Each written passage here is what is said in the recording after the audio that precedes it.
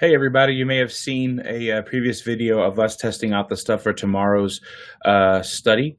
And so I wanted to just quickly just invite you out to tomorrow's study. So we're going to be going through the book of Romans, and it is going to be a new time. It is going to be at 7:30 instead of 7 o'clock. We just want to make sure people have time to go to it and see it. So what I'd like to do though is I'd like to show you just a brief overview of the book of Romans, and I think it'd be important for us to kind of just get ready for this. And so, I know that it's you got a lot on your plate and stuff like that, but I want to make sure that you're just up to speed. So what the plan is this: we'd like to get to the point that we're going to invite more people on to the meeting that we're putting together that we're going to broadcast live. So if you're interested in coming on to that meeting, we'll probably start that up in week 2 or 3. But just to get you ready to talk about this first section that we're going to be going through, the first 4 chapters of Romans here, I want you to watch this video with me, and we can, we'll start discussing this tomorrow. So hold on one second. Let me get that video for you.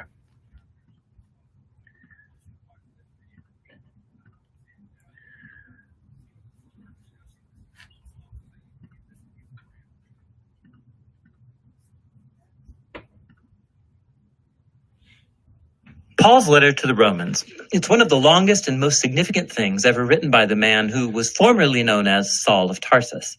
He was a Jewish rabbi belonging to a group known as the Pharisees, and he was passionate and devout to the Torah of Moses and the traditions of Israel. And he saw Jesus and his followers as a threat. But then he had a radical encounter with the risen Jesus, who commissioned him as an apostle, like an official representative, to the world of non-Jewish people called Gentiles in the Bible. And so he started going by his Roman name, Paul, and he traveled all around the ancient Roman Empire, telling people about the risen King Jesus, and forming his followers then into these new communities called churches. And Paul would occasionally write letters to these new Jesus communities to help them foster their faith or answer questions, and the book of Romans is one of these. It was actually written quite late in his career. Now, we know from the book of Acts that the church in Rome had existed for some time, that it was made up of Jewish and non-Jewish followers of Jesus. But at one point, the Roman Emperor Claudius had expelled all of the Jewish people from Rome. And then about 5 years later, all of those Jews, including Jesus-following Jews, were allowed to return. And when they did, they found a church that had become very non-Jewish in custom and practice. And so this created lots of tension, so that by Paul's day, the Roman church was divided. People disagreed about how to follow Jesus. They were debating about whether non-Jewish Christians should celebrate the Sabbath or eat kosher or be circumcised. And so Paul wrote this letter to accomplish a few things. He wanted this divided church to become unified, and for a practical purpose. He was hoping that the Roman church could become a staging ground for his mission to go even further west, all the way to Spain. And so these circumstances are what motivated Paul to write out his fullest explanation of the gospel, the good news that he was announcing about Jesus' life, death, and resurrection. Now, the letter is designed to have 4 main movements, but it's unified as one long flowing exploration of the gospel. The gospel, Paul says, first of all, reveals God's righteousness, and then it also creates a new humanity, which fulfills God's promise to Israel. And so it's this gospel that's going to unify the church. In this video, we're just going to explore the ideas in chapters 1 through 4. So Paul opens by introducing himself as an apostle appointed by God to spread the gospel about Jesus, how he's the Messiah of Israel who was raised from the dead as the Son of God, King of the nations. And Jesus now calls all humanity to come under his loving rule. And Paul says this good news about King Jesus is, first of all, God's power to save people who trust in him. And second, that it reveals God's righteousness. Now, righteousness is a rich Old Testament word for Paul. It describes God's character, that he always does justice, what is right and what is good, but also that he is faithful and just to fulfill his promises. And Paul's saying that the story of Jesus shows how God has done both of these things. How? Well, he goes first into a long creative retelling of Genesis chapters 3 through 11. He shows how all the Gentile world, all the nations, have become trapped in the spiral of sin and selfishness. The human heart and mind are broken, Paul says. We've turned away from God to embrace idolatry, which means finding ultimate significance in created things and then giving ultimate allegiance to these things that are not God. This results in a distortion of our humanity and destructive behavior. And so what's left is a humanity that stands guilty as charged before a just and righteous God. To which the people of Israel might say, well, it's a good thing then that God chose our people out from among the nations. He saved us out of slavery in Egypt. He gave us the laws of the Torah, like the Sabbath and eating kosher and circumcision.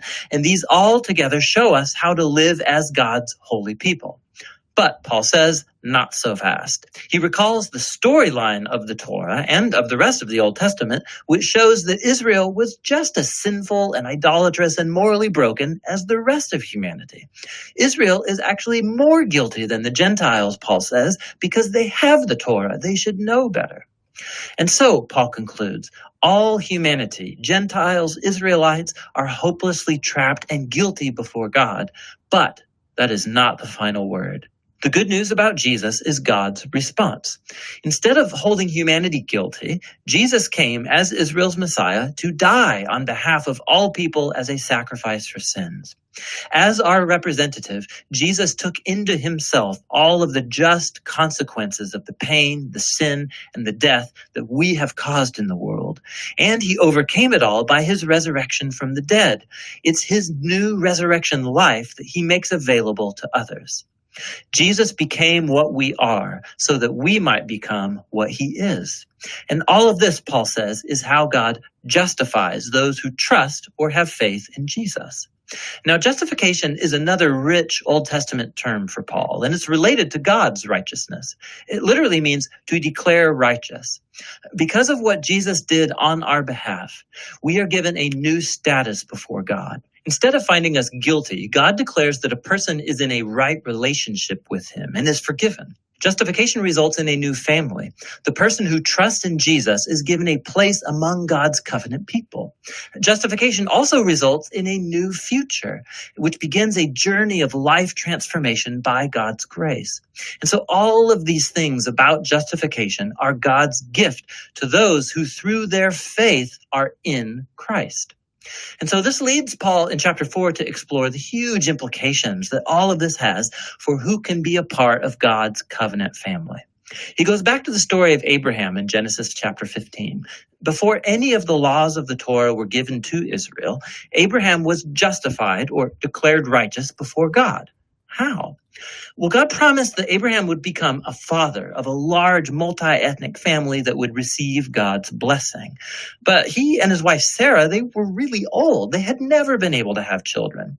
But nonetheless, Abraham had radical faith and trust in God's promise. And so God declared him to be righteous. And so Paul says, now Abraham has become the father of God's new covenant family, and it's spreading all around the world. It's made up of Jews and Gentiles who have the same kind of faith and trust in the one who fulfilled God's promise to Abraham, Jesus the Messiah.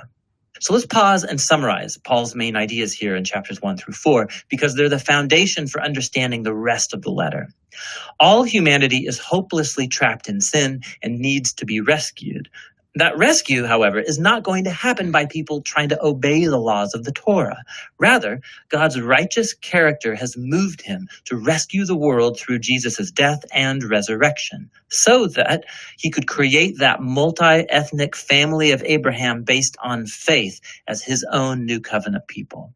And so Paul's going to go on to show how this new family is a part of something much, much bigger that calls them to a whole new way of life together. But it's all going to be rooted in these core ideas explored in chapters 1 through 4 of Paul's letter to the Romans.